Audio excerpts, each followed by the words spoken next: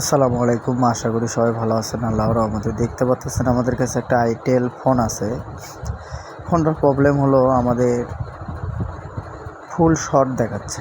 দেখেন ফুল শর্ট, এক কথায় বলতে গেলে পুরোটাই শর্ট হয়ে আছে। তো কাস্টমারের কথা হলো যে ফোনটা চালাচ্ছিলাম কিন্তু হঠাৎ করে বন্ধ হয়ে গেছে, আর অন হচ্ছে না। তো আমি মিটার দিয়ে যখন মেপে দেখলাম তখন দেখি যে আমার সেটটা ফুল শর্ট হয়ে আছে। তা আমরা এখন আমাদের যে ফোনের যে শাটারটি আছে বা যে স্টিল প্যানেলটা দিয়ে যে আমাদের আইসিটা ঢাকানো আছে, সেটাকে আমরা আগে প্রথমে উঠায় নিব। সুন্দর করে আমরা উঠায় নেব। উঠিয়ে নেওয়ার পরে আমরা দেখব যে আমাদের আইসি থেকে গরম হচ্ছে কি না, না কোনো কম্পোনেন্ট নষ্ট হয়ে গেছে কিনা, ক্যাপাসিটার বা রেজিস্ট্যান্স নষ্ট হয়ে গেছে কিনা। তাই আমরা প্রথমে শাটারটা খুলে নেব।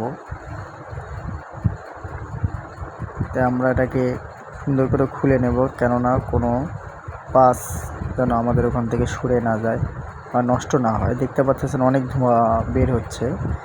আমার কাছে নর্মাল হট গ্যান দিয়ে আমি আপাতত কাজ করতেছি। আছে আমার কাছে, হাতের পারফরমেন্স ভালো থাকলে সবটা দিয়ে করা যায়। আমার কাছে দামিটাও আছে।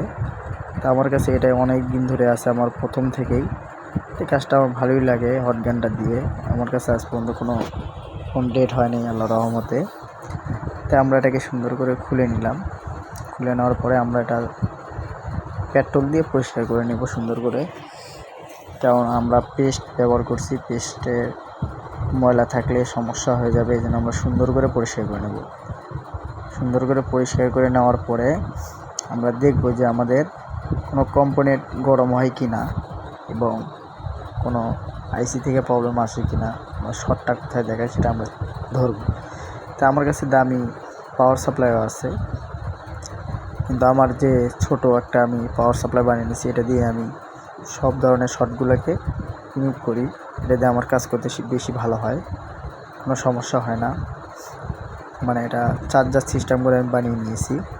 তা আমরা হালকা করে দিচ্ছি, আবার দেখতেছি যে কোনো কম্পোনেন্ট গরম হয় কিনা। তা আমাদের আইসির আশেপাশে কোনো কিছুই গরম হচ্ছে না।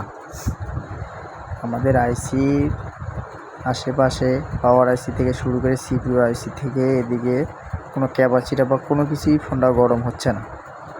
তো আমরা বারবার ট্রাই করে দেখতেছি যে কোনো গরম হচ্ছে কি না। তো আমাদের এখানে দেখতে পাচ্ছেন, এখানে আমাদের একটা ক্যাপাসিটার গরম হচ্ছে। এই দেখেন আগুনের মতন বের হয়ে যাচ্ছে। সামনে আমাদের যে বাটন আছে, বাটনের যে রেজিস্ট্যান্স ব্যবহার করা হয়, সেই রেজিস্ট্যান্সটাই প্রবলেম করতেছে। তো ওখানে আঠার কারণে বোঝা যাচ্ছে না যে রেজিস্ট্যান্স না ক্যাপাসিটার, ওটা এত পরিমাণ ময়লা পড়ে গেছে ওখানে। তাই আমরা ওখানে রজন দিলাম। গুঁড়ো রজন দেওয়ার পরে দেখতেছেন এখানে ধোঁয়া বের হয়ে যাচ্ছে।